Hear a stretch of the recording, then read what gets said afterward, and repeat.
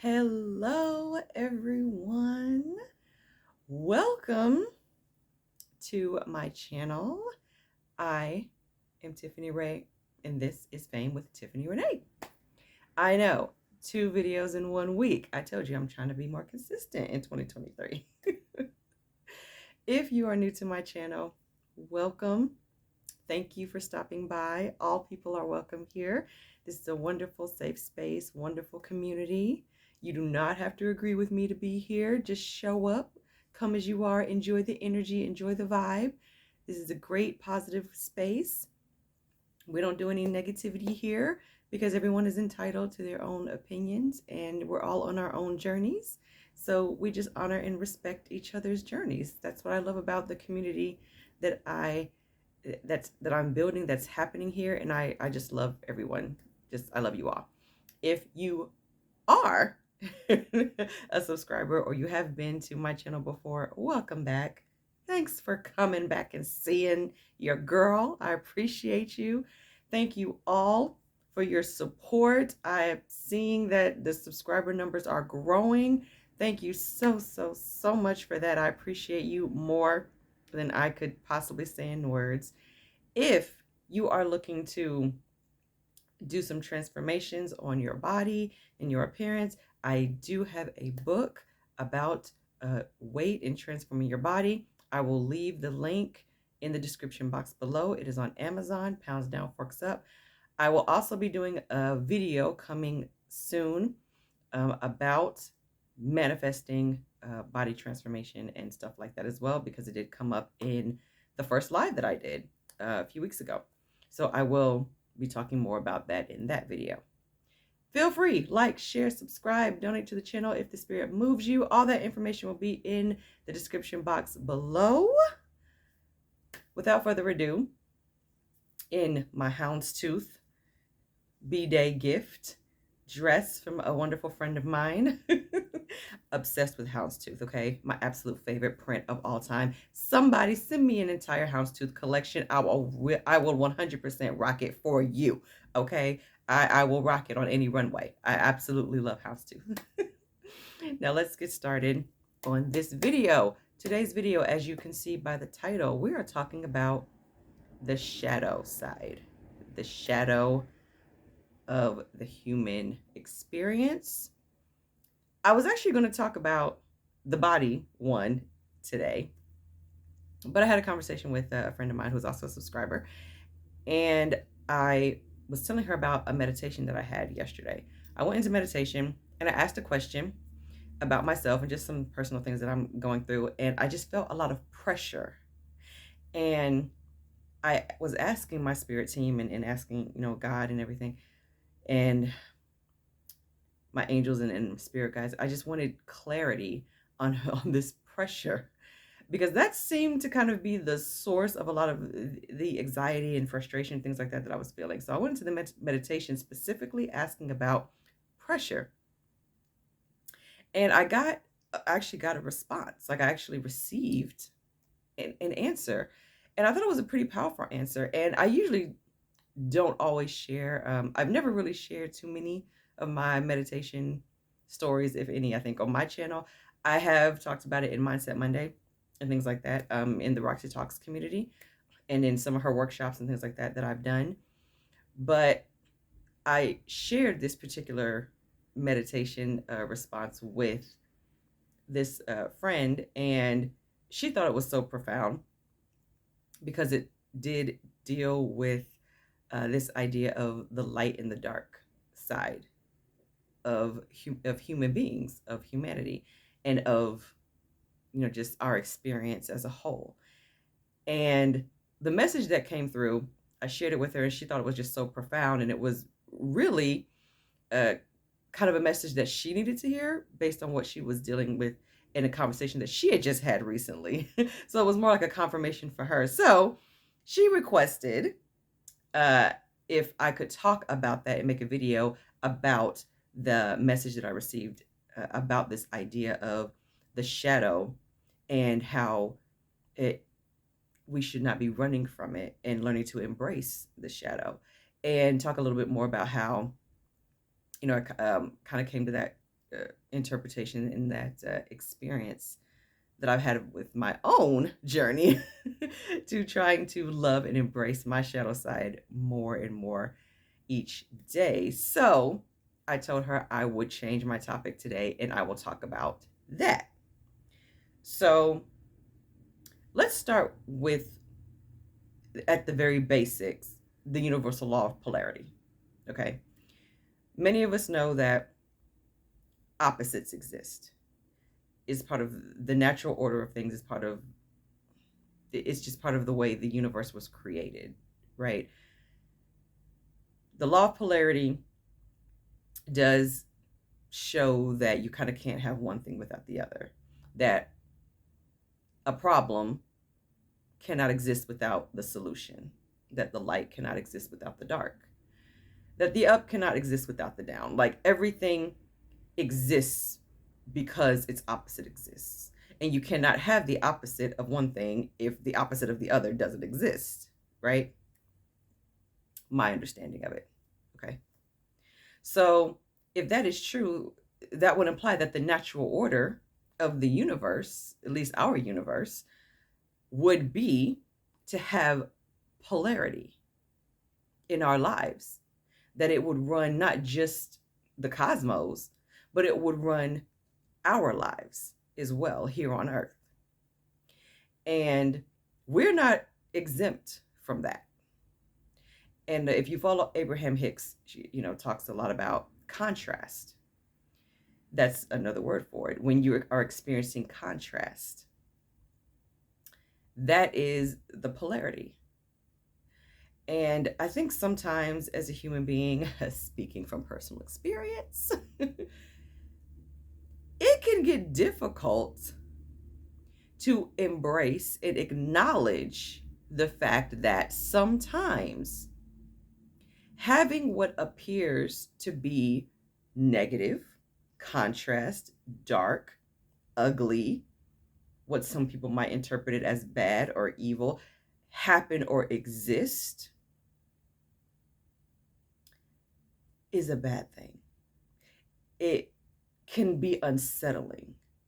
And our insatiable need as a species to want to fix everything sometimes, and to stamp out something, to stop stuff out, to end something, to stop something from happening or perpetuating, is really in turn creating more resistance, or more, in some cases, excess potential for the thing to keep perpetuating, because you're just putting more energy into the thing.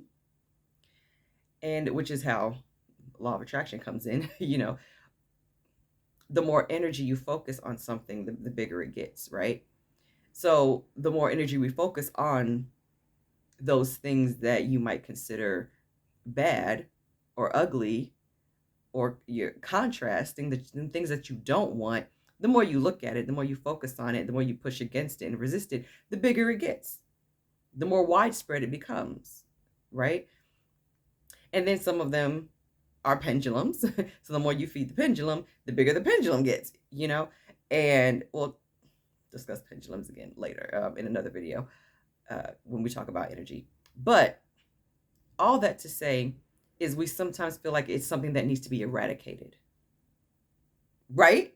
I mean, the word eradicated, that's a big word, right? Like to completely eradicate all forms of things that we look at as dark, bad, evil, ugly, chaotic, whatever, the shadow side of existence. Many times our knee-jerk reaction is it needs to be eradicated. We need to erase this from our lives, because then, and only then, will we have love and peace and harmony and joy and blissfulness. We will just be left with the light. And I think sometimes it becomes misconstrued that all that we need to survive is just the light. That our pure existence is based only on having these light-filled experiences in this three-dimensional world. That is what I believe for a very long time. I believed that there should never, ever be any reason for me to suffer. For what? What good could possibly come from me suffering? Like, I used to lament to God. I would be so angry sometimes when things would happen. And I would just rant, like, what is the point? What is the point of this happening to me? I do not see any value in this. Like, I would just go clean off. Okay. I would, listen, your girl would go clean off because I could not fathom the purpose of suffering, of scarcity. It's like, please explain to me the value of me being broke. Please explain to me the value of my car breaking down. Please explain to me the value of losing my job. Please explain to me the value of this relationship not working out. Please explain to me the value of being horrifically abused as a child. Please explain to me the value of not having a relationship or seeing my mother in over 30 years. Please explain to me the value of having to work through mentally, emotionally, psychologically, the trauma and torment I experienced as a kid, as an adult, and still have to adult. Please explain to me the value in that. Please explain to me this suffering. What's the point? Okay? Because to me, that was just a lot of darkness. A lot of darkness that ran my life, that spilled over into my day-to-day life, into my day-to-day reality. It altered how I interacted with other people. It altered how I interacted with myself. It altered how I viewed myself. It changed my own perspective. I couldn't even look at myself in the mirror as a regular human being. I looked at myself as a monster, as a victim, as something that needed to be fixed. So much work needed to be done on this broken, miserable blob of a mess of a being that didn't even feel like it was worthy to be alive because of all the darkness that I had been exposed to. And I could not for the life of me understand, what is the point of this? What is the purpose? What good could possibly come from this? Why do people have to experience this? Why do humans have to have any of this happen? Why can't it just be good all the time? This is my personal experience, okay? If you can relate, bless, okay? Trigger warning. I should have said that from the beginning, but this is my personal experience. And if any of you out there have had any similar experiences or worse, because we're all on our personal journeys, I'm sending you so much love and energy out to you, bursts of love, burst of energy, because I get it. I get it. You know what I mean? The homelessness, the sleeping in your car, I get it. And then I'm just wondering, how? How is this part of my path? How could this possibly be part of any form of elevation for me? Because I just looked at it all as darkness, as negativity, as bad things, as things that are just harmful for me. I could not see any value in it whatsoever. So I had this meditation just yesterday. And or Tuesday. I'm sorry, I had it Tuesday. I did my workout and I just stayed on my yoga mat. And because it was ab day and my abs were on fire, and I just stayed laying on my yoga mat afterwards to just kind of cool down and decompress. And I just went into a meditation in that moment while my breathing was slowing down from the workout. I just went into this meditation. I was starting to get emotional, and then I just remembered feeling pressure. And I just asked that question. And I was given this analogy from this message that came through about coal and diamonds. Now, I realized after further research that there is misconception that coal is diamonds. Well, diamonds are coal formed under pressure, or coal. You know what I mean? Like diamonds come from coal, and apparently that's not true. But they are formed the same way. Okay, and I think they said someone very popular, like Henry Kissinger or something like that, said uh, it said a quote that diamonds are just coal formed under pressure or something like that. Don't quote me on that, but I think I read that in an article, and apparently that's not 100% true, because science was saying that no, diamonds don't really come from coal, but they're made the same way. They're both formed deep down and underground in the earth, and but they are made under extreme pressure and under extreme high temperatures. So they're made similar. They're just there's different particles. They're made up of different particles. That's what makes them different. But either way, correct me if I'm wrong, but that's, I just read that in an article. But either way, the analogy came through as the coal and the diamonds being one, still being one. And it used that as a means to explain to me how if you separate them, they're no longer whole. They're being removed from their natural state. So the coal will be the coal and the diamond will be the diamond, but neither one of them will be whole. They will only be pieces of their natural state. And I was told that pressure is one of the greatest forms of human suffering. That we put pressure on ourselves, mainly putting pressure to stomp out or remove the darkness from our lives. That is what creates some of the biggest forms of suffering for human beings, is our attempts to stomp out the darkness in our shadow side. And if we allow the darkness, if we allow the shadow to be there and embrace it with gratitude and take inspired action when action is needed, and then send it away with love, a flow will be created.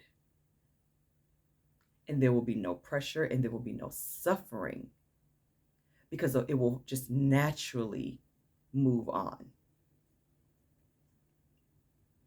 But any attempts to eradicate it or to stomp it out will just bring you more suffering. And it was explaining, or they were explaining, the message was, we will not be whole.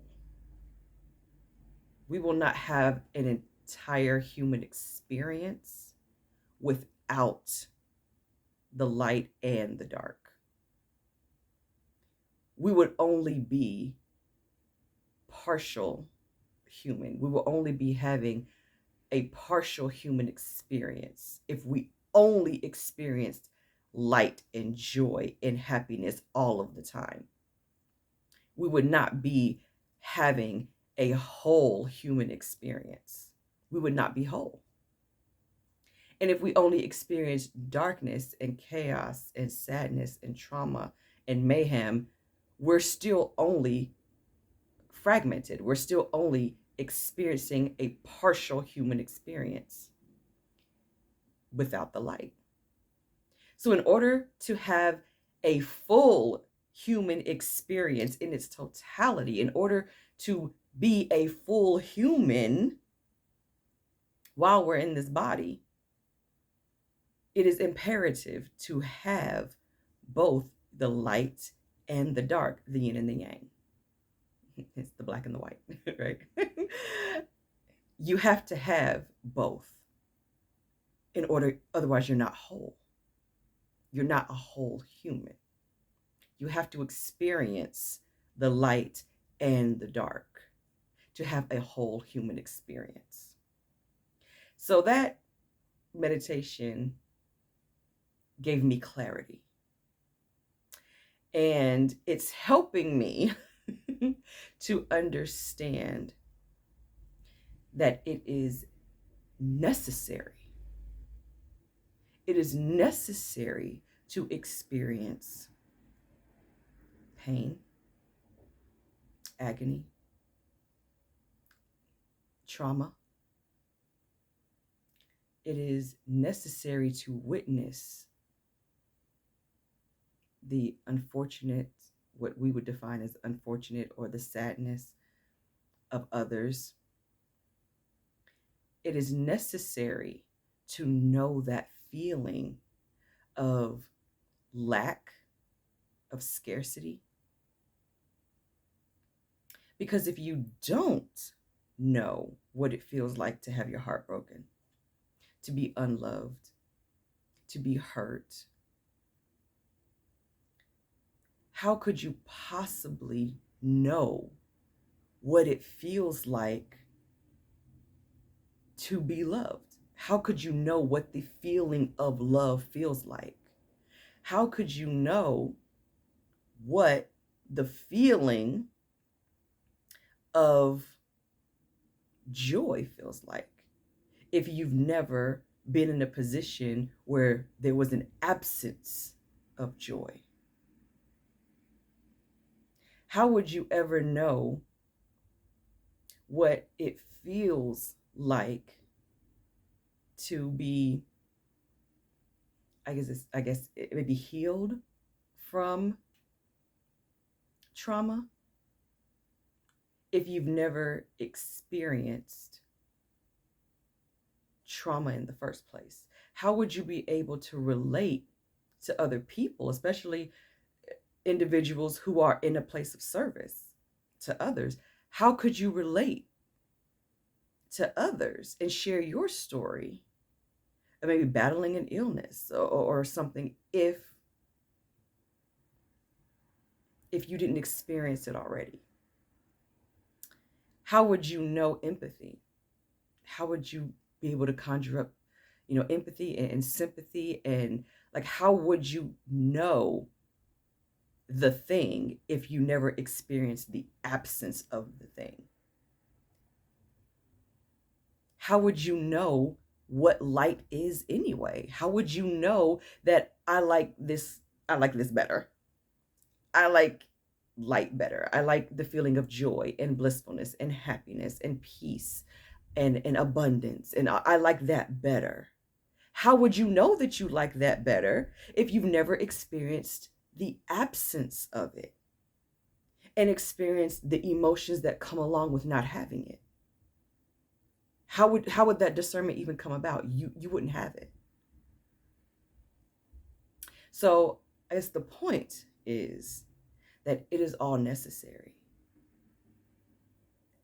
How would you know what is meaningful to you? How would you know, I guess, what you want to believe, what you want to fight for? All of those things come from having the contrast. They come from having both choices and you choosing. You see the light and you see the dark. You see the good feeling emotions. You feel the good feeling emotions, and you feel the not so great feeling of emotions, and you can choose. You have discernment now. It makes you relatable. It gives you options. And it brings out the humanity in all of us, in my opinion. I think it makes us more open. It makes us more vulnerable. It makes us more aware, less judgmental. I think it really can bring about a lot of positive change. I realize that now. I did not think that back then, because I now see the value in all of the pain and the trauma that I experienced, especially from my childhood.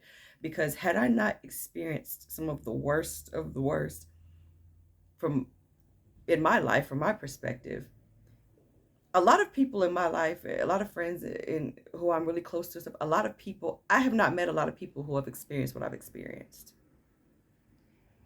And yet, I have the capacity to relate to all of them on so many levels when they're going through something, because I've gone through so much. Not only can I relate to what they're going through in that moment, I can offer whatever advice that they want from me, whether it's even if it's just comfort. I can offer suggestions on how to get through it, how to overcome it, possibly, or how to simply sit with it and let it just flow through them. I can provide different perspectives based off of my own journey and what I've learned to help me heal and process my emotions.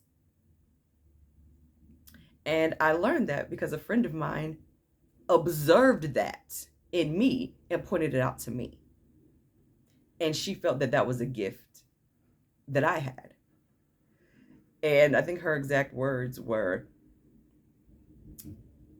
you've gone through so much that you're so relatable, like that you can relate to so many people because you're so relatable that you can relate to pretty much everybody, at least their pain.